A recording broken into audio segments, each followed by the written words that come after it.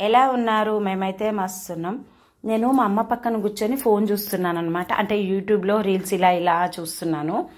చూస్తూ ఉంటే ఇది కనిపించింది. ఏది సొరకాయ సర్వపిండి అనమాట.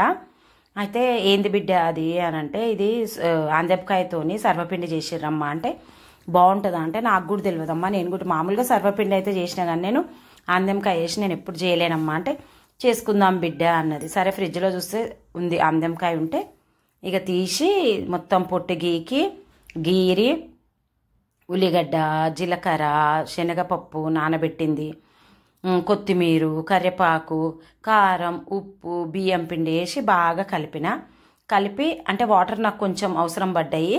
అంటే సొరకాయలో వాటర్ ఉన్నాయనుకో అవసరం లేదు, కానీ నాకు కొంచెం వాటర్ పడ్డాయి. చేతితో జీలకరించుకొని మెత్తగా తడిపి ఒక 10 నిమిషాలు పక్కన పెట్టుకొని ఇక మొత్తం కొట్టిన పెంక తీసుకొని దానికి ఆయిల్ రాసి సర్వపిండిని ఎట్లా కొడతాం అట్లా కొట్టిన. మధ్యలో అయితే హోల్స్ చేయాలి, ఎందుకనంటే అది ఆయిల్ దానికి పడుతుంది కాబట్టి. ఎక్కువేం ఆయిల్ వేయక్కర్లేదండి, లైట్గా ఆయిల్ వేస్తే సరిపోతుంది.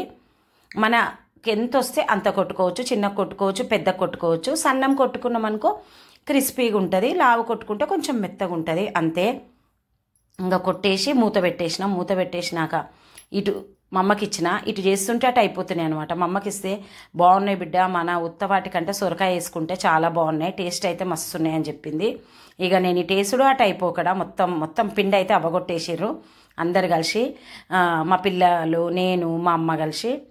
ఏం చేస్తామండి, ఎంత సంపాదించినా పొట్ట కోసమే కదా. ఈ వీడియో నచ్చితే నా ఛానల్ని సబ్స్క్రైబ్ చేసుకోండి, అలాగే ఒక లైక్ ఇవ్వండి.